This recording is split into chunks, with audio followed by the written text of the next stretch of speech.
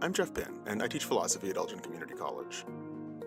In this video, I'm going to talk about two different ways of thinking about liberty.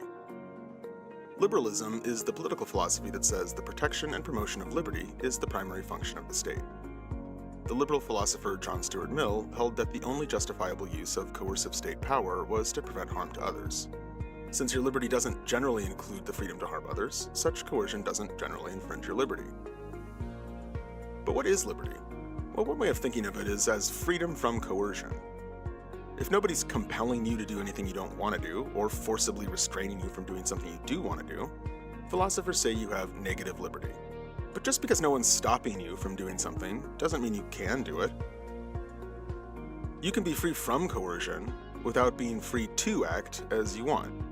No one forces an alcoholic to drink, for example, but because they lack a certain kind of control over their actions, they aren't free to stop when they've had too much.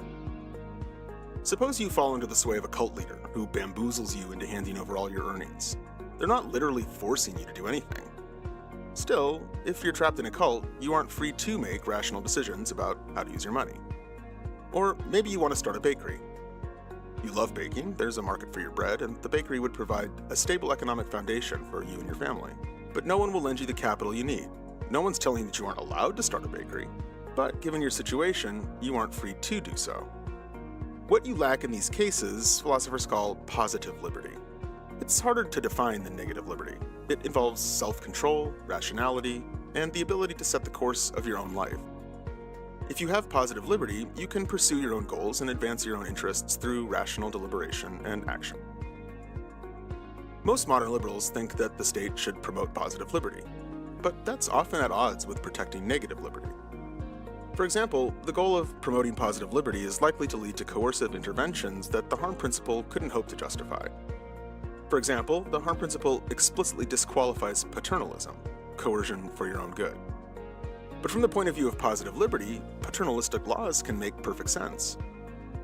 Promoting positive liberty requires knowing what's really in people's interests, maybe even better than they do themselves. You may resent how a certain restriction on your freedom infringes on your negative liberty, but that restriction might, in the long run, lead you to acquire more positive liberty. The idea that you can increase someone's freedom in ways they may not understand might open the door to something nastier than paternalism. Isaiah Berlin, whose essay on two kinds of liberty is credited for naming the distinction between negative and positive liberty, warned that promoting positive liberty could lead to tyranny and oppression. After all, tyrants always claim to act for their subjects' own good. As Berlin put it, they bully, oppress, torture in the name and on behalf of their subjects' real selves. That's one reason why, historically, one of liberalism's big ideas was that, in general, no one can know your interests better than you. A state focused on positive liberty might easily become a tyranny with a happy face.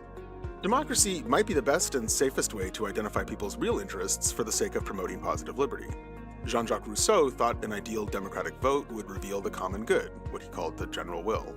You don't have to agree with this to think that a democratic process has the best chance of pointing us towards the truth about what's really in our best interests.